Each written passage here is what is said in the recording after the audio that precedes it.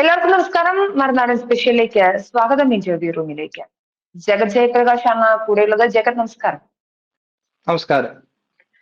ട്രംപിനെ കുറിച്ച് വീണ്ടും സംസാരിക്കേണ്ടുന്ന ഒരു അവസ്ഥയിലേക്ക് എത്തിയിരിക്കുന്നു. ഇല്ലീഗൽ മൈഗ്രൻസിനെ അടിച്ചോടിക്കുന്ന ട്രംപ്, ഏകാധിപതിയായ ട്രംപ്. എന്താണ് ജഗത്, ഒരു നല്ലൊരു ഡെമോക്രാറ്റിക് കൺട്രി അല്ലേ? ഇങ്ങനെയാണോ ആളുകളോട് പെരുമാറേണ്ടത്? സ്വേച്ഛാധിപത്യപരമായുള്ള ട്രംപിന്റെ പെരുമാറ്റത്തെ കുറിച്ച് എന്താണ് പറയാനുള്ളത്? ട്രംപ് സ്വേച്ഛാധിപതിയാണെന്നൊന്നും പറയാൻ പറ്റത്തില്ല. കാരണം ട്രംപ് ഒരു ഇലക്ഷൻ ജയിച്ചിട്ടാണ് US പ്രസിഡന്റ് ആയത്. അത് അദ്ദേഹത്തിന് ജനങ്ങൾ വോട്ട് ചെയ്ത് അതിന് ബഹുഭൂരിപക്ഷം വോട്ടുകൾ അദ്ദേഹത്തിന് കിട്ടി. സെനറ്റിലും കോൺഗ്രസിനും അദ്ദേഹത്തിന് മെജോറിറ്റി ഉണ്ട്. അങ്ങനെ ആണ് അദ്ദേഹം പ്രസിഡന്റ് ആയത്. അപ്പം ഏകാധിപതി എന്നൊക്കെ പറയണമെന്നുണ്ടെങ്കിൽ തൽക്കാലത്തേക്ക് നമുക്ക് ട്രംപിനെ നമുക്കത് ആ ഒരു പട്ടികയിൽ ഉൾപ്പെടുത്താൻ പറ്റത്തില്ല. ട്രംപ് ജനാധിപത്യത്തിൽ കൂടെ ജയിച്ചതാണ്. ഇപ്പൊ മോദി ഏകാധിപതിയാന്ന് പറയുന്ന പോലെയുള്ളൂ ട്രംപ് ഏകാധിപതിയാന്ന് പറയുന്നത്. അപ്പം ആ ഒരു വിഷയം നമ്മള് അതിനൊരു മെറിറ്റ് ഇല്ല. പിന്നെ ഈ പറഞ്ഞ പോലെ പല ഒരു ലിബറൽ ജിഹാദി സപ്പോർട്ടിങ് എക്കോസിസ്റ്റം അങ്ങനെയൊക്കെ അവർക്ക് ഇഷ്ടമില്ലാത്ത ആൾക്കാരെയൊക്കെ ഏകാധിപതികൾ എന്ന് അവര് പറയും. പക്ഷേ തികച്ചും മൊണാർക്കി ഉള്ള പല സ്ഥലത്തും ഏകാധിപതികളായിട്ട് ഇപ്പോഴും രാജാക്കന്മാർ ഭരിക്കുന്ന പല രാജ്യങ്ങളും ഉണ്ട്. അതൊക്കെ വസന്തം പൂത്തുലയുന്ന സ്ഥലങ്ങളെന്നും അവർക്ക് പറയാൻ പറ്റും. അതൊക്കെ ഒരു പെർസ്പെക്റ്റീവിനകത്തുള്ള ഒരു നറേറ്റീവ് വാറുകളാണെന്ന് വേണമെങ്കിൽ നമുക്ക് പറയാൻ പറ്റും. പക്ഷെ ഇപ്പോഴത്തെ ഇവിടുത്തെ സിറ്റുവേഷൻ നമ്മൾ ശരിക്കും പരിശോധിക്കുകയാണെന്നുണ്ടെങ്കിൽ ജൂൺ 6-ാം തീയതി മുതലാണ് ഒരു റെയ്ഡ് ഇവർ തുടങ്ങിയിട്ടുണ്ടായിരുന്നത്. ഇല്ലീഗൽ ഇമിഗ്രേഷനെ കണ്ടെത്താൻ വേണ്ടിയിട്ട് ICEയുടെ റെയ്ഡുകൾ സ്റ്റാർട്ട് ചെയ്തിട്ടുണ്ടായിരുന്നു. LA ഫാഷൻ ഡിസ്ട്രിക്റ്റിൽ, ലോസ് ആഞ്ചലസിലെ ഫാഷൻ ഡിസ്ട്രിക്റ്റിലാണ് ഇത് സ്റ്റാർട്ട് ചെയ്തത്. അപ്പൊ അതിന് പുറമെ ചെറുതായിട്ട് പ്രൊട്ടസ്റ്റ് വന്നു. ഒരു 44 ആൾക്കാരെ ആദ്യമേ അവർ അറസ്റ്റ് ചെയ്തു. അറസ്റ്റ് ചെയ്തതിനെ തുടർന്ന് പെട്ടെന്ന് ആൾക്കാർ അവിടെ എത്തുകയും ഒരു പീസ്ഫുൾ പ്രൊട്ടസ്റ്റ് എന്നുള്ള രീതിയിലാണ് ഇത് സ്റ്റാർട്ട് ചെയ്തെങ്കിലും പിന്നീട് ഈ ഉദ്യോഗസ്ഥരുമായിട്ട് അവര് ക്ലാഷ് ആവുകയും അവര് ടിയർ ഗ്യാസ്, റബ്ബർ ബുള്ളറ്റ് ഒക്കെ സേനയുടെ ഭാഗത്തു നിന്ന് പ്രയോഗിച്ചപ്പോൾ അവര് കല്ലും കട്ടയും കൈ കിട്ടിയതും ഒക്കെ എടുത്ത് എറിഞ്ഞ് പിന്നെ കാറുകൾ വാൻഡലൈസ് ചെയ്ത് അവിടെ ഇവിടെയൊക്കെ തീ വെച്ചു. അങ്ങനെ അതൊരു ആർസൺ ആൻഡ് ലൂട്ട് എന്നുള്ള രീതിയിലേക്ക് ഇത് മുന്നോട്ട് പോവുകയുണ്ടായി. അപ്പോഴത്തേക്ക് തന്നെ പെട്ടെന്ന് തന്നെ ട്രംപിന് ഇതിന്റെ ഒരു ഗുരുതാവസ്ഥ മനസ്സിലാക്കിയ ശേഷം ഒരു 2000 നാഷണൽ ഗാർഡ്സിനെ LAയിൽ ഡിപ്ലോയ് ചെയ്തു. അതിനുശേഷം നാഷണൽ ഗാർഡ്സ് വന്നപ്പോഴത്തേക്ക് പ്രൊട്ടസ്റ്റ് എന്നുള്ള വയലന്റ് ആയിട്ട് വീണ്ടും എസ്കലേറ്റ് ആയി. പിന്നെ അവർ അറസ്റ്റ് തുടർന്നുകൊണ്ടിരുന്നു. ICEയുടെ നേതൃത്വത്തിൽ അറസ്റ്റ് തുടർന്നുകൊണ്ടിരുന്നു. അപ്പോഴത്തേക്ക് ഒരു 118ഓളം ആൾക്കാരെ അറസ്റ്റ് ചെയ്തു എന്നാണ് ICEയുടെ ഒരു പത്രക്കുറിപ്പിൽ അവർ പുറത്തു പറഞ്ഞത്. അതിനുശേഷം പല ഗ്യാങ് മെമ്പേഴ്സിനെയും അവിടെ ഓർഗനൈസ്ഡ് ക്രൈം സിൻഡിക്കേറ്റിന്റെ ഭാഗമായിട്ട് മനുഷ്യക്കടത്ത്, മയക്കുമരുന്ന് കടത്ത്, കുട്ടികളെ കടത്ത്, മറ്റുള്ള സെക്സ് ട്രാഫിക്കിങ് ഇങ്ങനത്തുള്ള സംഭവങ്ങളൊക്കെ ചെയ്യുന്ന ഗ്യാങ് മെമ്പേഴ്സിനെ അതിനകത്ത് പെട്ട കുറെ ആൾക്കാരെ അറസ്റ്റ് ചെയ്തു. ഇതൊക്കെ മെയിൻലി ഈ ലാറ്റിൻ അമേരിക്കൻ ബേസ് ചെയ്തിട്ടുള്ള ഗ്യാങ്സ് ആണ് അവിടെയൊക്കെ ഓപ്പറേറ്റ് ചെയ്യുന്നത്, ഇതിന്റെ അണ്ടർബെല്ലിയെല്ലാം ഓപ്പറേറ്റ് ചെയ്യുന്നത്. അപ്പൊ അതുമായിട്ട് ബന്ധപ്പെട്ട് ഇതിനെ ക്രാക്ക് ഡൗൺ ചെയ്യുക എന്നുള്ളതാണ് പ്രധാനപ്പെട്ട ലക്ഷ്യം. അതിന്റെ ഭാഗമായിട്ടായിരുന്നു ഈ 2000 നാഷണൽ ഗാർഡുകളെ കൊണ്ടുവന്നിട്ട് ഈ ഒരു ഓപ്പറേഷൻ ട്രംപ് നടത്തിയത്. പിന്നെ ജൂൺ 8 ആയപ്പോഴത്തേക്ക് സ്ഥിതിഗതി വീണ്ടും വഷളാവുന്ന കണ്ടപ്പോഴത്തേക്ക് US മറീൻസിനെ, അവരുടെ സായുധ സേനയിലെ ആൾക്കാരെ, ഡിഫൻസിലെ സായുധ സേനയിലെ മറീൻസിനെ സ്റ്റാൻഡ് ബൈ ആയിട്ട് നിർത്താൻ അവര് ഉത്തരവ് കൊടുത്തു. അതിനുശേഷം ഈ ഒരു കലാപം തൊട്ടടുത്ത സംസ്ഥാനം എന്ന് പറയാൻ പറ്റത്തില്ല, സൗത്തിൽ തന്നെ ഒരു പ്രധാനപ്പെട്ട ഒരു സംസ്ഥാനമായ ടെക്സസിലെ ഡെല്ലാസിലേക്കും ഓസ്റ്റിനിലേക്കും ഇത് വ്യാപിക്കുന്നതായിട്ടാണ് പിന്നീട് കണ്ടത്. അതിനെ തുടർന്ന് വീണ്ടും അറസ്റ്റുകൾ നടക്കുന്നു. അപ്പം ഈ ലൂട്ട് ആൻഡ് ആർസൺ, അതായത് കടകളൊക്കെ കൊള്ളയടിച്ചിട്ടുണ്ടായിരുന്നു. ലോസ് ആഞ്ചലസിൽ പല കടകളും അവർ കൊള്ളയടിച്ചിട്ടുണ്ടായിരുന്നു. അപ്പൊ കൊള്ളയടിച്ച കടകളിൽ നിന്നും ചില മൃതശരീരങ്ങളൊക്കെ കിട്ടിയെന്നാണ് ഒരു റിപ്പോർട്ട് വന്നത്. പിന്നെ അതിനുശേഷം പെട്ടെന്ന് സംഭവിച്ച ഒരു സംഭവം എന്ന് വെച്ച് കഴിഞ്ഞാല് ട്രംപ് ഇതിനകത്ത് വളരെ കർക്കശമായിട്ടുള്ള നടപടിയെടുക്കും എന്ന് തന്നെ അദ്ദേഹം പറഞ്ഞ് മുന്നോട്ട് നീങ്ങുകയാണ്. അപ്പം ഇതിനെ ഈ എത്ര പ്രൊട്ടസ്റ്റ് ചെയ്താലും എത്ര വയലന്റ് ആയിട്ടുള്ള ഇത് നടത്തിയാലും ഒരു പിന്നോട്ട് ഇല്ല എന്നുള്ള അദ്ദേഹം പറഞ്ഞ ശേഷം ആണ് അദ്ദേഹം ഈ ആക്ടിവിറ്റീസ് എല്ലാം ചെയ്തു തുടങ്ങുക. അപ്പോഴത്തേക്ക് പെട്ടെന്ന് തന്നെ മസ്ക് ട്രംപിന് പിന്തുണയായിട്ട് വന്നു. അതുപോലെ തന്നെ മാർക്കോ റൂബിയോ ഇതിന്റെ ഇടയ്ക്ക് ഒരു പ്രസ്താവന നടത്തി. ഇതൊരു പബ്ലിക് സേഫ്റ്റിയുടെ ഒരു ഭാഗമായിട്ടാണ് ഈ ICE റെയ്ഡുകൾ നടത്തുന്നത്. അത് ക്രിമിനൽസിനെയും അങ്ങനെയുള്ളവരെയെല്ലാം എത്രയും പെട്ടെന്ന് കണ്ടുപിടിച്ചിട്ട് ഇല്ലീഗലായിട്ടുള്ളവരെയെല്ലാം കണ്ടുപിടിച്ച് അതിനുശേഷം സിറ്റി സേഫ് ആക്കാൻ വേണ്ടിയിട്ട് ഒരു ഡീപ്പോർട്ടേഷൻ ക്യാമ്പയിൻ ആണ് ഇതിന്റെ പിന്നിലുള്ള ഒരു ലക്ഷ്യം എന്നാണ് മാർക്കോ റൂബിയോ പറഞ്ഞിട്ടുള്ളത്. പിന്നെ ഇന്നലെ ആയപ്പോഴത്തേക്ക് ഈ സംഭവങ്ങളെല്ലാം കൈവിട്ടു പോകുന്ന ഒരു അവസ്ഥയിലേക്ക് എത്തി. എസ്പെഷ്യലി ടെക്സസിലെ ഓസ്റ്റിനില് വയലന്റ് ആയിട്ടുള്ള ഇറപ്ഷൻ നടന്നു. ഈ ഒരു ഗ്യാങ് മെമ്പേഴ്സ് എല്ലാം ചേർന്നിട്ട് പല ലൂട്ട് ആർസൺ പരിപാടികളും അവർ ചെയ്തു. കൊല്ലിവെപ്പ് എന്നൊക്കെ പറയുന്ന പോലത്തുള്ള പല പരിപാടികളും അവിടെ നടക്കുന്നുണ്ട്. അപ്പൊ എത്രത്തോളം അതിന്റെ ന്യൂസുകൾ അതിന്റെ വസ്തുനിഷ്ഠമായിട്ട് പുറത്തു വരുന്നു എന്നുള്ളതിന്റെ ഒരു ബയാസ് ആണ് ഇപ്പം മനോജ് നേരത്തെ സൂചിപ്പിച്ചത്. ട്രംപ് ഏകാധിപതിയാണോ, ട്രംപ് സ്വേച്ഛാധിപതിയാണോ എന്നൊക്കെ പറയുന്നത്. കാരണം അവരെ സംബന്ധിച്ച് ഇല്ലീഗൽ മൈഗ്രൻസിനെ ഒഴിവാക്കുമെന്ന് ട്രംപ് അദ്ദേഹത്തിന്റെ ഇലക്ഷൻ ക്യാമ്പയിനിൽ തന്നെ പറഞ്ഞിട്ടുണ്ടായിരുന്നു. അപ്പൊ അതിന്റെ ഭാഗമായിട്ട് അദ്ദേഹം ആദ്യം ഒരു ക്യാമ്പയിൻ നടത്തി, പിന്നെ പല ക്യാമ്പയിനുകളും തുടരെ നടന്നു വന്നു. പല സിറ്റിയിലും ഇത് നടക്കുന്നുണ്ട്. ഷിക്കാഗോയിൽ നടത്തുന്നുണ്ടായിരുന്നു, ന്യൂയോർക്കിൽ നടക്കുന്നുണ്ടായിരുന്നു. അപ്പൊ കുറച്ചുപേരെയൊക്കെ പിടിച്ചു, കുറച്ചുപേരെയൊക്കെ പറഞ്ഞു വിട്ടു. പക്ഷെ എല്ലാം ആയപ്പോഴത്തേക്കും സംഘടിതമായിട്ട് അവര് ഉദ്യോഗസ്ഥരെ ആക്രമിക്കാൻ തുടങ്ങി. അപ്പൊ അങ്ങനെ ആക്രമിക്കാൻ തുടങ്ങിയപ്പോഴത്തേക്ക് പിന്നെ അവർ ലോ ആൻഡ് ഓർഡർ സംവിധാനം നിലനിൽക്കുന്ന ഒരു രാജ്യത്ത് ഈ അവർക്ക് ലോ ആൻഡ് ഓർഡർ നടത്താൻ പറ്റത്തില്ല, അവർ ഗവൺമെന്റിന്റെ പ്രഖ്യാപിത നയം നടത്താൻ പറ്റില്ല എന്ന സാഹചര്യം വരുമ്പോഴത്തേക്ക് അവർക്ക് reasonable amount of force use ചെയ്യേണ്ടി വരും. അതിന്റെ ഭാഗമായിട്ടാണ് ഇപ്പോൾ ഈ നടക്കുന്ന പ്രക്ഷോഭങ്ങളെല്ലാം എന്ന് വേണം നമുക്ക് അനുമാനിക്കാൻ.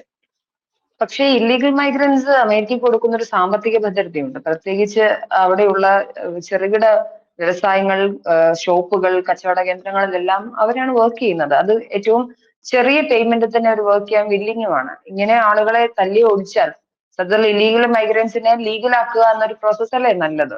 അതിനകത്ത് ഇപ്പോൾ കുറച്ചധികം ഫാക്ടേഴ്സ് ഉണ്ട്. ജിഹാദി മൂവ്മെന്റ്സ്, അല്ലെങ്കിൽ ഫലസ്തീൻ അനുകൂലികൾ, ഇസ്രായേൽ വിരുദ്ധർ, അങ്ങനെയുള്ള ഹമാസ് അനുകൂലികളൊക്കെ ഉണ്ടെങ്കിൽ അതിന്റെ ഫിൽട്രേഷൻ നടത്തി എടുക്കുക എന്നുള്ളതല്ലേ? അല്ലെങ്കിൽ ഇത് വലിയൊരു സാമ്പത്തിക ബാധ്യതയാവില്ലേ അമേരിക്കയ്ക്ക്?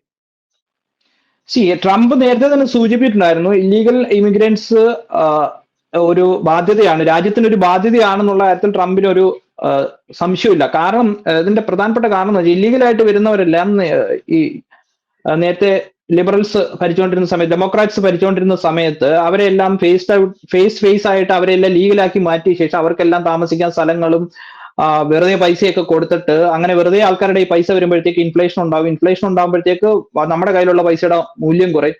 അതിനെ തുടർന്ന് അമേരിക്കയിലെ എല്ലാ സാധനങ്ങൾക്കും വില കൂടി, ലോണുകളുടെ പലിശ കൂടി, പിന്നെ എസ്പെഷ്യലി ഗ്രോസറിയുടെ ഒക്കെ എമൗണ്ട് ഒക്കെ ഒരു 3 ടൈംസ് വരെ കൂടിയിട്ടുണ്ട്. കോവിഡിന് ശേഷം നമ്മൾ നോക്കുക 3 to 5 ടൈംസ് വരെ ഗ്രോസറിയുടെ ഒക്കെ കൂടിയിട്ടുണ്ട്. ഇൻഫ്ലേഷൻ വെരി ഹൈ ആയി.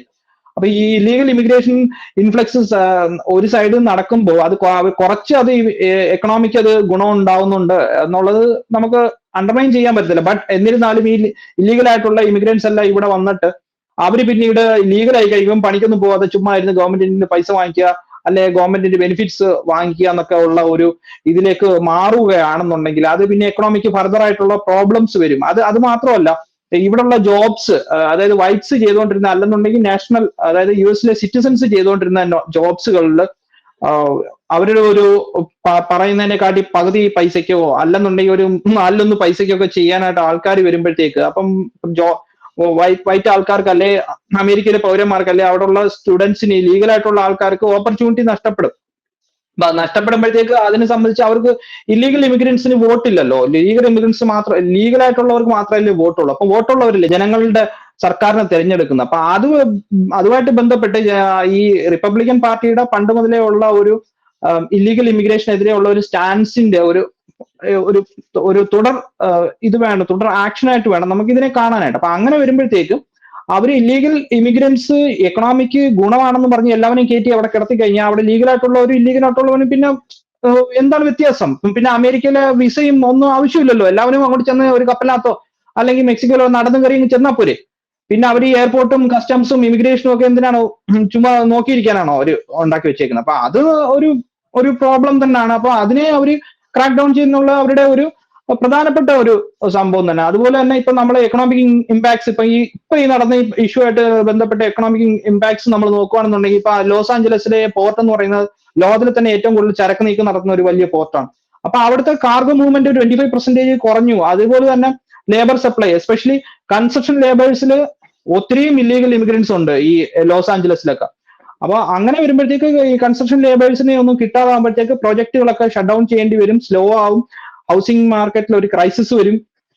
അങ്ങനത്തുള്ള ഒത്തിരിയും പ്രശ്നങ്ങൾ ഇതിനകത്ത് ഉണ്ട്. അപ്പൊ ആ ഒരു കാര്യങ്ങൾ വെച്ച് നോക്കുമ്പോൾ ഈ യുഎസിലെ ഒരു ഇൻഫോർമൽ എക്കണോമി എന്ന് പറയുന്നത്, ഇല്ലീഗൽ ഇമിഗ്രൻസ് കൊടുക്കുന്ന ഒരു ഇൻഫോർമൽ എക്കണോമി എന്ന് പറയുന്നത് ഓൾമോസ്റ്റ് $2.5 ബില്യൺ ഒരു ഇൻഫോർമൽ എക്കണോമിയുടെ ഭാഗമായിട്ട് ഇല്ലീഗൽ ഇമിഗ്രൻസ് അവിടെ കൊടുക്കുന്നുണ്ട്. അപ്പൊ അത് അത്രയും വലിയൊരു എമൗണ്ട് യുഎസ് എക്കണോമിക്ക് വരുന്നത് ഇല്ലീഗൽ ഇമിഗ്രൻസ് വഴിയാണെന്നുണ്ടെങ്കിൽ പോലും യുഎസിന്റെ ടോട്ടൽ എക്കണോമി ഒക്കെ എടുത്തു നോക്കുമ്പോൾ അല്ലെ ടോട്ടൽ ബഡ്ജറ്റ് ഒക്കെ എടുത്തു നോക്കുമ്പോൾ അത് നെഗ്ലിജിബിൾ എമൗണ്ട് ആണ് മാത്രമേ ഉള്ളൂ.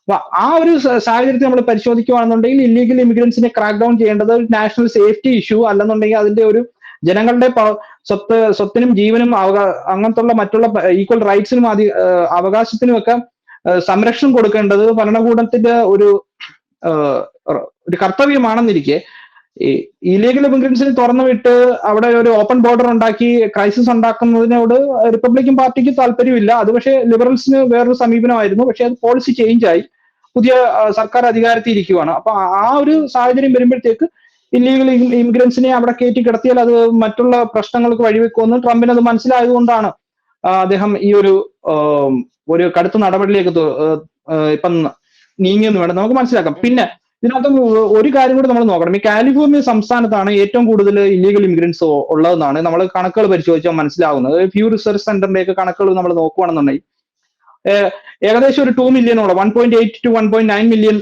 ഇല്ലീഗൽ ഇമിഗ്രൻസ് കാലിഫോർണിയ സംസ്ഥാനത്ത് മാത്രമുണ്ട്. പിന്നെ അത് കഴിഞ്ഞാൽ പിന്നെ ഏറ്റവും കൂടുതൽ ഉള്ളത് ടെക്സസിലാണ് ഏറ്റവും കൂടുതൽ ഇല്ലീഗൽ ഇമിഗ്രൻസ്. കാരണം ഇതെല്ലാം സദേൺ ബോർഡറിലെ ഈ മെക്സിക്കോ ആയിട്ട് തൊട്ട് ചേർന്ന് കിടക്കുന്ന സ്റ്റേറ്റുകളാണ്. അപ്പൊ അങ്ങനെ വരുമ്പോഴത്തേക്ക് അവിടെ ഇല്ലീഗൽ ഇമിഗ്രൻസ് ഒത്തിരി കൂടുതലാണ്. ഇപ്പൊ ഉദാഹരണത്തിന് ഇപ്പം ഞാൻ നിൽക്കുന്ന പ്രൊവിൻസുമായിട്ട് കാനഡിയൻ പ്രൊവിൻസുമായിട്ട് തൊട്ട് ചേർന്ന് കിടക്കുന്ന അമേരിക്കയിലെ സ്റ്റേറ്റ് ആണ് മെയിൻ എന്ന് പറഞ്ഞ സംസ്ഥാനം. മെയിൻ എന്ന് പറഞ്ഞ സംസ്ഥാനത്തിനുള്ള സ്റ്റാറ്റിസ്റ്റിക്സ് എടുത്ത് നോക്കി അവിടെ 5000-ൽ താഴെ ഇല്ലീഗൽ ഇമിഗ്രൻസേ ഉള്ളൂ. കാരണം കാനഡയായിട്ട് ടച്ച് ചെയ്ത് കിടക്കുന്ന സ്ഥലവും അതിൽ അത്ര വലിയൊരു എക്കണോമിക് ആക്ടിവിറ്റി ഒന്നും നടക്കാത്ത ഒരു സ്ഥലമായത് കാരണം മെയിനിൽ ഇല്ലീഗൽ ഇമിഗ്രൻസിന് താല്പര്യമില്ല അങ്ങോട്ട് വരാൻ. അത് മാത്രമല്ല അവിടെ ജോബ് പ്രോസ്പെക്ട്സ് ഒക്കെ കുറവാണ് ഇല്ലീഗൽ ഇമിഗ്രൻസിനെ വെച്ച്. പല അമേരിക്കൻ സംസ്ഥാനങ്ങളിലും ഇതുപോലെ ജോബ് പ്രോസ്പെക്ട്സും എക്കണോമിക് ആക്ടിവിറ്റീസും കുറവായിട്ടുള്ള സ്ഥലങ്ങളിൽ ഇല്ലീഗൽ ഇമിഗ്രൻസ് കുറവാണ്. ഉദാഹരണത്തിന് വയോമിങ്, ഇഡാഹോ, നോർത്ത് ഡക്കോട്ട തുടങ്ങിയ സ്ഥലങ്ങളിലൊക്കെ ഇല്ലീഗൽ ഇമിഗ്രൻസ് കുറവാണ്. പക്ഷേ ഈ സദേൺ ബോർഡറിലുള്ള ടെക്സസ്, ഫ്ലോറിഡ, അരിസോണ, പിന്നെ ന്യൂ മെക്സിക്കോ ഇങ്ങനത്തുള്ള സ്ഥലങ്ങളിലൊക്കെ ഇല്ലീഗൽ ഇമിഗ്രൻസ് കൂടുതലാണ്. കാരണം ബോർഡർ ക്രോസ് ചെയ്ത് അവർക്ക് പെട്ടെന്ന് വരാൻ പറ്റും. ഞാനിപ്പോ ഇവിടെ തന്നെ പല ആൾക്കാരുമായിട്ട് സംസാരിക്കുമ്പോൾ മെക്സിക്കോ വന്ന പല ആൾക്കാരും ഇവിടെ കാനഡയിലുണ്ട്. അവർ പല ജോലികൾ ചെയ്യുന്നുണ്ട്. അപ്പം മെക്സിക്കോയിൽ നിന്നും ഈ അങ്ങനത്തുള്ള സ്ഥലങ്ങളിൽ ഈ സൗത്ത് അമേരിക്കൻ സ്ഥലങ്ങളിൽ നിന്ന് വരുന്ന ആൾക്കാർക്ക് ഭാഷ അറിയത്തില്ല. അവർ സ്പാനിഷ് ആണ് അവരുടെ ലാംഗ്വേജ്. അവർക്ക് ഇംഗ്ലീഷ് പഠിക്കുന്നില്ല. പിന്നെ കുറച്ച് വർക്കിംഗ് നോളജ് ഒക്കെ ഉള്ള ആൾക്കാരൊക്കെ കുറച്ച് നല്ല ജോലികളൊക്കെ കിട്ടും. അല്ലാത്തവരൊക്കെ എന്തെങ്കിലും മാനുവൽ ലേബർ ചെയ്യാൻ മാത്രമേ അവർക്ക് പറ്റത്തുള്ളൂ. ലീഗലായിട്ടുള്ള ആൾക്കാരാണെന്നുണ്ടെങ്കിൽ അവർക്ക് എന്തെങ്കിലും ബേസിക് സാലറിയിൽ അവർ ജോലി ചെയ്യാൻ അവർ തയ്യാറാണ്. മിനിമം വേജസ് ജോലി ചെയ്യാൻ അവർ തയ്യാറാണ്.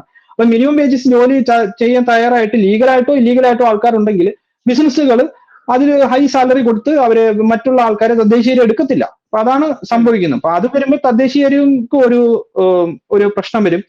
ഇല്ലീഗൽ ഇമിഗ്രൻസ് മൊത്തത്തിൽ ഇക്കണോമിക്ക് ഒരു പ്രോബ്ലം ഉണ്ടാക്കും. അത് മാത്രമല്ല അവർക്ക് അക്കൗണ്ടബിലിറ്റി ഒന്നുമില്ല. ഈ ഇല്ലീഗൽ ഇമിഗ്രൻസ് അവർക്ക് ടാക്സ് കൊടുക്കേണ്ട കാര്യമില്ല. ഇതൊരു ഇൻഫോർമൽ എക്കണോമിയാണ്. അപ്പൊ അവര് $10 പണിയെടുക്കുവാണെങ്കിൽ, ഒരു മണിക്കൂറിന് പണിയെടുക്കുകയാണെന്നുണ്ടെങ്കിൽ $10 പോക്കറ്റ് ഇട്ട് അവരെ കൊണ്ടുപോകത്തേ ഉള്ളൂ.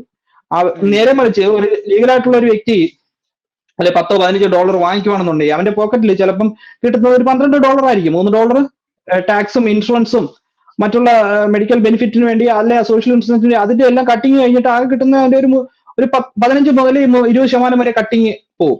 അപ്പൊ അത് കഴിഞ്ഞിട്ടാണ് അത് കിട്ടുന്നത്. അപ്പൊ എംപ്ലോയറിനെ സംബന്ധിച്ച് ഇപ്പം ക്യാഷിലൊക്കെ വർക്ക് ചെയ്യുന്നത്, ഇപ്പൊ എസ്പെഷ്യലി ഇൻഫോർമൽ ഒരു എംപ്ലോയ്മെന്റ് സിനാരിയോ നമുക്ക് നിലനിൽക്കുന്ന സ്ഥലങ്ങൾ ഇപ്പം കാലിഫോർണിയ ഒക്കെ എടുത്തു കഴിഞ്ഞാൽ വളരെ ടൂറിസത്തിന് വളരെ ഒരു സ്കോപ്പുള്ള സ്ഥലമാണ്. അപ്പൊ ടൂറിസത്തിന്റെ മേഖലയിൽ വർക്ക് ചെയ്യുന്ന ഹോട്ടൽസിലെ വെയിറ്റേഴ്സ് അങ്ങനത്തുള്ള ജോബൊക്കെ ചെയ്യുന്നവർ ക്യാഷിൽ ജോബ് ചെയ്യുന്നത് നല്ലതാണ്. കാരണം അവർക്ക് മിനിമം വേജസ് കൊടുത്തില്ലെങ്കിൽ പോലും അമേരിക്കയിൽ ടിപ്പ് സമ്പ്രദായം വളരെ കൂടുതലാണ്.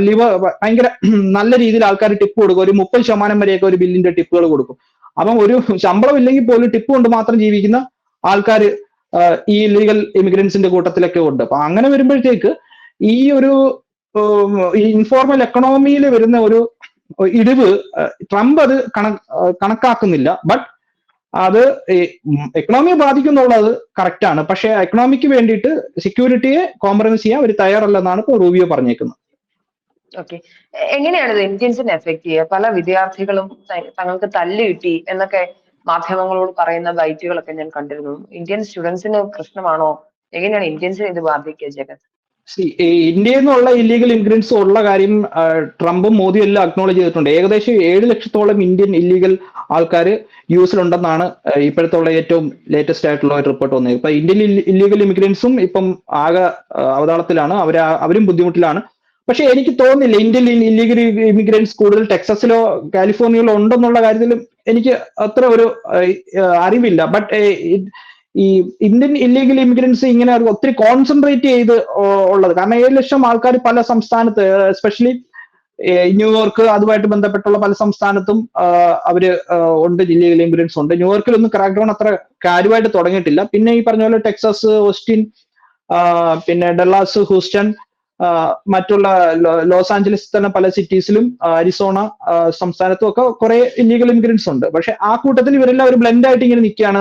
പിന്നെ ഈ ഇത് ഇനി ക്രാക്ക് ഡൗൺ കൂടുതൽ ഇനിയിപ്പം ഇത് സംഭവിച്ചെന്ന് വെച്ചാൽ, ഇപ്പൊ ഈ ക്രാക്ക് ഡൗണിനെതിരെ അവർ പ്രക്ഷോഭം അഴിച്ചു വിട്ടുകൊണ്ട് ഈ എന്തായാലും ഈ ഒരു ഗവൺമെന്റിനോട് കൂടി നമുക്കൊന്ന് ഫൈറ്റ് ചെയ്ത് നിൽക്കാൻ പറ്റത്തില്ല. അവര് ബ്രൂട്ടൽ ഫോഴ്സ് ഉപയോഗിക്കും. കാരണം അമേരിക്ക അത്ര, നമ്മളിപ്പോ ഇന്ത്യയിലൊക്കെ പോലത്തുള്ള ബ്രൂട്ടൽ ഫോഴ്സ് അമേരിക്കയിൽ അങ്ങനെ അവര് സിറ്റിസൺസിനെതിരെ ഉപയോഗിക്കത്തില്ല. പക്ഷെ ഇല്ലീഗൽസിനെതിരെ അവർക്ക് ഈ ബ്രൂട്ടൽ ഫോഴ്സ് ഉപയോഗിക്കാനുള്ള പ്രൊവിഷൻ ഉണ്ട്. അതെടുത്ത് ഉപയോഗിച്ച് കഴിഞ്ഞാൽ പിന്നെ മനുഷ്യാവകാശം ഒന്നും പറയുന്നതിനകത്ത് കാര്യമൊന്നുമില്ല. ആരെയും ചോദ്യമൊന്നും ചെയ്യാൻ പറ്റത്തൊന്നുമില്ല. അവൻ നിനക്ക് ഡോക്യുമെന്റ് ഉണ്ടോ? ഇല്ല, എങ്കിൽ ഇറങ്ങ്, ഒറ്റയടി, അത്രേ ഉള്ളൂ, വേറെ കാര്യമൊന്നുമില്ല. ഇപ്പൊ നമ്മുടെ വീട്ടില് ഒരുത്തിന് ഇങ്ങോട്ട് വന്ന് കയറിയിട്ട് ഇതെന്റെ ഞാൻ ഇവിടെ അങ്ങ് ഇരിക്കുക എന്ന് പറഞ്ഞാൽ നമ്മൾ അടിച്ച് ശരിയാക്കത്തില്ലേ? നമ്മൾ ആരെങ്കിലും സമ്മതിക്കുമോ? എന്നാ പിന്നെ ഈ ഇത് സമ്മതിക്കുന്ന ആൾക്കാരുടെ വീട്ടിലോട്ടൊക്കെ ഓരോരോ ഇല്ലീഗൽ ഇമിഗ്രൻസിന് കയറ്റി താമസിപ്പിക്കും. ഇവൻ എന്റെ സഹോദരനാണ്, വീട്ടിൽ കിടന്നോട്ടെന്ന് പറ, ഒരു ബെഡ്റൂം ഒഴിഞ്ഞു കൊടുക്കുക, അതിനകത്തൊക്കെ താമസിക്കും ഇല്ലീഗൽ ഇമിഗ്രൻസിനെയൊക്കെ. നല്ല സുഖമായിരിക്കും. ഇപ്പൊ ഇവിടെ തന്നെ, ഇപ്പൊ ഇന്ത്യയിൽ തന്നെ ഈ ഇല്ലീഗൽ ആയിട്ടുള്ള ബംഗ്ലാദേശികൾ ഇഷ്ടം പോലെ വർക്ക് ചെയ്യുന്നുണ്ട്. എത്ര പേരുണ്ടെന്ന് ഇന്ത്യ ഗവൺമെന്റിനൊന്നും അറിയത്തോലും ഇല്ല. നമ്മളത് അക്നോളജ് പോലും ചെയ്യാതെ അവനൊക്കെ പണിയെടുത്തോട്ട്. ഇപ്പൊ കേരളത്തില് ഈ ഒത്തിരിയും ബംഗ്ലാദേശികൾ വന്ന് പണിയെടുക്കുന്നുണ്ട്, ബംഗാളികളാന്ന് പറയും. ബംഗാളിയും കണ്ടാൽ തന്നെ മനസ്സിലാവും. നമ്മൾ ഗൾഫിലൊക്കെ വർക്ക് ചെയ്തിട്ടുണ്ടെങ്കിൽ നമുക്കറിയാം ആരാണ് ബംഗ്ലാദേശി, ആരാണ് ബംഗാളി എന്നുള്ളത്. പക്ഷെ ഇവിടെ വന്നിട്ട് എല്ലാവരും ഹിന്ദി പറയുന്ന പോലെ എന്തായാലും കൊത്തോറിറ്റി ബംഗാളി ഹിന്ദിയൊക്കെ മിക്സ് ചെയ്ത് പറഞ്ഞിട്ട് അങ്ങനെയാണ് ഇങ്ങനെയാണ്. അപ്പൊ എന്താ, അവന് എന്തെങ്കിലും പൈസ കുറച്ച് കൊടുത്താൽ 400 500 അല്ലെ 600 രൂപ കൊടുത്താൽ മതി. അപ്പൊ അവൻ എവിടെയെങ്കിലും ചുരുണ്ടുകൂടി കിടന്നോളൂ. അവൻ എന്തെങ്കിലും ഒരു ബേസിക് ആയിട്ടുള്ള കിടക്ക ഒരു പാവ കൊടുത്താൽ മതി, അവൻ എവിടെയെങ്കിലും കിടന്നോളും, ഒരു പ്രശ്നവുമില്ല. ഇവിടെ ഗവൺമെന്റ് നോക്കുന്നുമില്ല, കാണുന്നുമില്ല. അതുമായിട്ട് ബന്ധപ്പെട്ടുള്ള ഒരു തരത്തിലുള്ള ഒരു ക്രാക്ക് ഡൗണോ അല്ലെങ്കിൽ എത്ര ബംഗ്ലാദേശി ഉണ്ട്, അല്ലെ എത്ര അതിഥി തൊഴിലാളികൾ ഇവിടെ ഉണ്ട് എന്നൊന്നും ഇവിടെ ആരും നോക്കുന്നില്ല. അവരെയൊക്കെ ഇവിടെ അവന് അതിഥിയാണെങ്കിൽ പിന്നെ എന്തിനാ അവൻ തൊഴിലെടുക്കുന്നത്? ഈ ഹോട്ടലിൽ പോയി അവനെ വീട്ടിൽ വിളിച്ചിരുത്തി ഓരോ വീട്ടിലും ഒരു ബംഗാളി എന്ന് പറയുന്ന സ്കീം ഉണ്ടാക്കണം. എന്നിട്ട് അതിഥികളായിട്ട് അവനെ താമസിപ്പിക്കണം. നമ്മൾ പണിയെടുത്ത് അവന് കൊണ്ട് കൊടുക്കണം, ചോറ് കൊടുക്കണം എന്നുള്ള സ്റ്റാൻസ് ആണെന്നുണ്ടെങ്കിൽ എളുപ്പമായിരിക്കും. മനസ്സിലായില്ലേ? അപ്പൊ ആ ഒരു സ്റ്റാൻസ് എടുക്കാൻ പറ്റുമോ US-ന്? മനസ്സിലായി. ബംഗാളി സ്നേഹം നമുക്ക് വീട്ടിൽ കയറ്റി, അവനെ വീട്ടിൽ കയറ്റി കിടത്തി സ്നേഹിക്കാൻ പറ്റുമോ? ഒരു വായി നോക്കിയേ. അവനെ എന്ത് തരക്കാരനാണ്, എത്രക്കാരനാണ്, എത്ര ഗതിയില്ലാത്തവനായിട്ടായിരിക്കണം അവന് വേറൊരു രാജ്യത്തോട്ട് നുഴഞ്ഞു കയറി പോകുന്നത്. ഇടയ്ക്ക് ബേസിൽ ജോസഫ് ഒരു സിനിമയിൽ ഒരു ഡയലോഗ് പറയുന്നുണ്ട്, എത്ര ഗതിയില്ലാത്തവനായിട്ടായിരിക്കണം അവനവന്റെ നാട് വിട്ട് വേറൊരു നാട്ടിൽ പോയി കിടക്കുന്നതെന്ന് പറയുന്ന ഒരു ഡയലോഗ് ഉണ്ട്. അപ്പൊ അതിനെക്കാട്ടി ഗതികെട്ടവന്മാരായിരിക്കും ഈ ഇല്ലീഗലായിട്ട് നുഴഞ്ഞു കയറി വരുന്ന ഈ കീടങ്ങൾ. അപ്പൊ അവനെയൊക്കെ നമ്മുടെ വീട്ടിൽ കയറി നമുക്ക് കയറ്റി താമസിപ്പിക്കാനൊന്നും പറ്റത്തൊന്നുമില്ല. ലീഗലായിട്ട് വരുന്നവർക്ക് ഓക്കെ, ലീഗലായിട്ട് വരുന്നവർക്ക് പോലും ബുദ്ധിമുട്ടാണ്. നമ്മളിപ്പം ഈ മനുഷ്യ ചോദ്യം തന്നെ, ഇപ്പൊ ഒരു വിദ്യാർത്ഥിയെ അടിച്ചു പിടിച്ചു ഉപദ്രവിച്ചു, ഹാൻഡ് കഫ് ചെയ്തു, ബലം പ്രയോഗിച്ചു എന്നൊക്കെ അവനെ എന്തെങ്കിലും ചോദിച്ചപ്പോഴത്തേക്കോ അല്ലെന്നുണ്ടെങ്കിൽ അവർക്ക് ആവശ്യത്തിനുള്ള അവരുടെ ഒരു ചോദ്യത്തിന് ഉത്തരവോ അല്ലെങ്കിൽ അവനെന്തെങ്കിലും ഇല്ലീഗൽ ആയിട്ടുള്ള സാധനങ്ങളോ കൊണ്ടുവന്ന് കാണും. അതുകൊണ്ടായിരിക്കും അവന് ഡീറ്റെയിൻ ചെയ്ത്. ഇപ്പൊ ഞാൻ ഈ ഇടയ്ക്ക് ഒരു ന്യൂസ് കണ്ടിട്ടുണ്ടായിരുന്നു. അലാസ്ക എയർപോർട്ടിൽ, അലാസ്ക ഒരു കാനഡയോട് ചേർന്ന് കിടക്കുന്ന ഒരു സംസ്ഥാനമാണ് US-ന്റെ. അലാസ്കയിലെ ആംഗ്രേജ് എന്ന് പറഞ്ഞൊരു എയർപോർട്ടിൽ വെച്ചിട്ട് ഒരു ഇന്ത്യക്കാരി ബാഗിനകത്ത്, ചെക്കിൻ ലഗേജിനകത്ത് പവർ ബാങ്ക് വെച്ചെന്ന് പറഞ്ഞിട്ട് അവരെ 8 മണിക്കൂറോളം ഡീറ്റെയിൻ ചെയ്ത് വെച്ച് അവരെ വിവസ്ത്രയാക്കി മൊത്തം പരിശോധിച്ചു, ചോദ്യം ചെയ്തു. എന്നിട്ട് അവരുടെ ലഗേജ് എല്ലാം ഡീറ്റെയിൻ ചെയ്ത് വെച്ച ശേഷം അവർക്കൊരു ഡബിൾ ബാഗിനകത്ത് മാത്രം സാധനങ്ങൾ കൊടുത്തു വിട്ടു എന്ന് പറയുന്നത് എന്ത് വലിയ കഥ എന്നുള്ള രീതിയിൽ ഇങ്ങനെ ഇൻസ്റ്റാഗ്രാമിനകത്തും അല്ലാതെ ചില ന്യൂസ് റീലുകളൊക്കെ ഞാൻ കാണുന്നുണ്ട്. പക്ഷെ അതിനകത്ത് കഥയൊന്നും നമുക്ക് പറയേണ്ട കാര്യമില്ല. ചെക്കിൻ ബാഗിനകത്ത് വെക്കേണ്ട സാധനമല്ല പവർ ബാങ്ക്. ചെക്കിൻ ബാഗിനകത്ത് പവർ ബാങ്ക് വെക്കുന്ന പറയുന്നത് ഭയങ്കര ഗുരുതരമായിട്ടുള്ള ഒരു കുറ്റകൃത്യമാണ്. അപ്പൊ അതുപോലും ബേസിക് അറിഞ്ഞുകൂടാത്ത ആൾക്കാർ അമേരിക്കയിലോട്ട് യാത്ര ചെയ്യേണ്ട കാര്യമില്ല, അവർ ഇന്ത്യയിൽ തന്നെ ഇരുന്നാൽ മതി. മനസ്സിലായില്ലേ? അപ്പൊ അങ്ങനത്തുള്ള ഗുരുതരമായിട്ടുള്ള ഒരു കാര്യവും ചെയ്യരുത്. കാരണം ഞാൻ ഈ ഇടയ്ക്ക് ടൊറന്റോയിൽ വരെ പോയിട്ടുണ്ടായിരുന്നു. അപ്പൊ എന്റെ ബാഗിനകത്ത് ഒരു ചെറിയ ലോഷൻ ഉണ്ടായിരുന്നു, ബോഡി ലോഷൻ ഉണ്ടായിരുന്നു. അപ്പം ടൊറന്റോ ഇവിടുന്ന് അങ്ങോട്ട് പോയപ്പോൾ കുഴപ്പമില്ലായിരുന്നു. പക്ഷെ ടൊറന്റോയിൽ വെച്ചിട്ട് അവര് പറഞ്ഞു ഇത് പറ്റത്തില്ല, ഇത് 250 ml കൂടുതലുണ്ട്. പക്ഷെ അതിനകത്ത് അത്രയും സാധനം അതിനകത്ത് അത്രയും ഇല്ലായിരുന്നു. അത് ഏകദേശം തീരാറായ ഒരു ബോട്ടിലായിരുന്നു. അപ്പോഴത്തേക്ക് ഞാൻ പറഞ്ഞത് തീരാറായ ബോട്ടിലാണ്. അപ്പം അവിടെ നിൽക്കുന്ന എയർപോർട്ട് സെക്യൂരിറ്റി അയാളും പറഞ്ഞു എനിക്കും അറിയാം ഇത് തീരാറായ ബോട്ടിലാണ്, പക്ഷെ എനിക്കിത് നോക്കുമ്പോൾ കാണാൻ പറ്റുന്നില്ല അതിനകത്ത് ലോഷൻ എത്ര ഉണ്ടെന്ന്. നിങ്ങൾക്ക് 2 ഓപ്ഷൻ ഉണ്ട്, ഒന്നുണ്ടെങ്കിൽ ഇതിവിടെ കളയുക, അല്ലെന്നുണ്ടെങ്കിൽ ഞാൻ നിങ്ങൾ എയർപോർട്ടിന് പുറത്ത് പോയിട്ട് ഒരു ട്രാൻസ്പെറന്റ് കുപ്പിക്കകത്ത് ഒഴിച്ച ശേഷം കാണിക്കുക അത് 200 മില്ലിക്ക് താഴെയാണെന്നുള്ള. അങ്ങനെയാണെന്നുണ്ടെങ്കിൽ അത് നിങ്ങൾക്ക് കൊണ്ടുപോകാം. അപ്പൊ ഞാൻ വളരെ റെസ്പെക്ടോടെ അദ്ദേഹത്തിനോട് പറഞ്ഞ് എനിക്ക് ഇനി അതൊന്നും ചെയ്യാൻ പറ്റില്ല, പുറത്തൊന്നും ചെയ്യാൻ വയ്യ, ഞാൻ സെക്യൂരിറ്റി ചെക്കിങ് കഴിഞ്ഞാണ്, ഞാൻ ഇവിടെ ഇരുന്നോളാം, അത് അങ്ങ് ഡിസ്പോസ് ചെയ്തേക്കാൻ പറഞ്ഞ് ഞാൻ ഇനി പോരുന്നു. അത്രേ ഉള്ളൂ. അത് മനസ്സിലായി. കൊണ്ടുപോകരുത്, അല്ലാതെ കൊണ്ടുപോയാൽ അത് പ്രശ്നമാവും എന്ന് അറിഞ്ഞിട്ടും നമ്മൾ കൊണ്ടുപോയി കഴിഞ്ഞാൽ അവർ ചെയ്യുന്നത് നമുക്ക് അത് എന്റെ ഭാഗത്തുനിന്നുള്ള തെറ്റാണ്. കാരണം 250 ml ഞാനത് പെട്ടെന്നൊരു ഒരു ഒരു ഇത് വന്ന സമയത്ത് അത് ഒരു വെപ്രാളം വന്ന സമയത്ത് അത് പെട്ടെന്ന് ഒരു ബാഗിൽ എടുത്തിട്ട് അങ്ങ് വെച്ചതാ. അതിന്റെ ഒരു നെഗ്ലിജൻസ് ആണ്. പക്ഷെ അത് അവരെ കുറ്റം പറഞ്ഞിട്ട് കാര്യമില്ല. അവരുടെ ജോലി അതാണ്, അവരത് ചെയ്യുക എന്നുള്ളതാണ് അവരുടെ ജോലി. അപ്പൊ അതിനെ നമ്മൾ ഒരു നിയമപാലകരെ ആ ജോലി നമ്മൾ ചെയ്യുമ്പോൾ നമ്മുടെ ഭാഗത്ത് തെറ്റുണ്ടെങ്കിൽ അത് തെറ്റ് സമ്മതിക്കുക, നമ്മളത് ശിക്ഷ അനുഭവിക്കാൻ നമ്മൾ തയ്യാറാവുക എന്നല്ലാതെ മറ്റൊന്നും ഇതിനകത്ത് പറയാനില്ല. ഇപ്പൊ ഇന്ത്യക്കാരാണെങ്കിലും മെക്സിക്കൻ ആണെങ്കിലും അമേരിക്കയിൽ ചെന്നിട്ട് ഇല്ലീഗൽ ആയിട്ടുള്ള ആക്ടിവിറ്റി ചെയ്ത് കഴിഞ്ഞാൽ അവർ കയറ്റി വിടും. ഇപ്പം ഇനിയിപ്പോ വേറൊരു കാര്യം പറയാം. ഇപ്പൊ കാനഡയിൽ നിന്ന് യു എസിലോട്ട് പോകുന്ന കനേഡിയൻ സിറ്റിസനെ പോലും അവിടെ തെരഞ്ഞു നിർത്തി ഡീറ്റെയിൻ ചെയ്ത് അവരുടെ സോഷ്യൽ മീഡിയ പ്രൊഫൈൽ എല്ലാം നോക്കി അവരെന്തെങ്കിലും പലസ്തീനോ അല്ലെങ്കിൽ ഹമാസിന് അനുകൂലമായിട്ടോ വേറെ എന്തെങ്കിലും ആന്റി അമേരിക്കൻ പോസ്റ്റുകൾ ഇട്ടിട്ടുണ്ടെങ്കിൽ അവരെ പിടിച്ച് ഒരു ഡീറ്റെയിൻ ചെയ്യുന്നുണ്ട്. അതുകൊണ്ട് ഇപ്പം യു എസിൽ നിന്ന് കാനഡയിലേക്കുള്ള ട്രിപ്പുകളെല്ലാം ക്യാൻസലായി. ഫ്ലോറിഡയിലൊക്കെ ഉള്ള ഒത്തിരി ഹോട്ടൽസിന് ബൾക്ക് ക്യാൻസലേഷൻ നടന്നു. ഈ കാനഡയിൽ നിന്ന് യു എസിലോട്ടുള്ള ട്രിപ്പുകൾ ഫ്ലൈറ്റുകളെല്ലാം അവര് ക്യാൻസൽ ചെയ്തു. അപ്പൊ ആൾക്കാർ പോവാനില്ല. അപ്പൊ അങ്ങനൊക്കെ സംഭവങ്ങൾ വരുമ്പോഴത്തേക്ക് ഇപ്പൊ കാനഡയിലുള്ള ആൾക്കാർക്ക് തന്നെ രക്ഷയില്ല. അപ്പം പിന്നെ ഇന്ത്യയും അങ്ങനത്തെ പോലത്തെ ഡെവലപ്പിംഗ് നേഷൻസിൽ നിന്ന് വരുന്നവരെ ടെസ്റ്റ് ചെയ്തില്ലെങ്കിലല്ലേ അത്ഭുതമുള്ളൂ. തീർച്ചയായിട്ടും. ഓക്കെ ജഗത്, എന്തായാലും ഇങ്ങനത്തുള്ള ഗ്രൗണ്ട് റിയാലിറ്റികളാണ് പുറത്തേക്ക് വരാതിരിക്കുന്നത്. എന്തായാലും ട്രംപ് ഒരു ഏകാധിപതിയാണ് എന്ന തരത്തിലാണ് നമ്മുടെ മാധ്യമങ്ങൾ ഇവിടെ ചർച്ച ചെയ്യുന്നത്. അടിത്തറയില്ല എന്നാണ് ചർച്ചയ്ക്കൊടുവിൽ തിരിച്ചറിയുന്നത്. എന്തായാലും പിന്നെ ഒരു ഒരുപാട് കാര്യം കൂടി ഇതിനകത്ത് പറയൂ. സൂചിപ്പിക്കാം, എനിക്ക് ഒരു കാര്യം കൂടി ഇതിനകത്ത് സൂചിപ്പിക്കാനുണ്ട്. അപ്പൊ ഞാനിപ്പം ഇതിന്റെ കുറച്ച് ഡീറ്റെയിൽസ് കുറച്ച് അമേരിക്കൻ കൺസർവേറ്റീവ് മാധ്യമങ്ങളിൽ നോക്കിയപ്പോഴത്തേക്ക് ഞാൻ കണ്ട ന്യൂയോർക്ക് പോസ്റ്റിനകത്ത് ഒരു റിപ്പോർട്ട് വന്നിട്ടുണ്ടായിരുന്നു. അതിനകത്ത് ഈ LA protest, Los Angeles protest നടത്തിയ ചില ആൾക്കാർക്ക് the party for socialism and liberation PSL എന്ന് പറഞ്ഞൊരു സംഘടന അങ്ങനെ ഒരു സംഘടനയിൽ സപ്പോർട്ട് കിട്ടിയിട്ടുണ്ടെന്ന് ന്യൂയോർക്ക് പോസ്റ്റ് റിപ്പോർട്ട് ചെയ്തിട്ടുണ്ടായിരുന്നു. അപ്പൊ ഈ ഒരു സംഘടനയ്ക്ക് ചൈനീസ് കമ്മ്യൂണിസ്റ്റ് പാർട്ടിയുമായിട്ട് കണക്ഷൻസ് ഉണ്ട്. അത് മാത്രമല്ല ഇവർക്ക് ഫിനാൻഷ്യൽ സപ്പോർട്ട് മറ്റുള്ള വിദേശ രാജ്യങ്ങളിൽ നിന്ന് ലഭിക്കുന്നതായിട്ട് ന്യൂയോർക്ക് പോസ്റ്റ് അവർ റിപ്പോർട്ട് ചെയ്തിട്ടുണ്ടായിരുന്നു.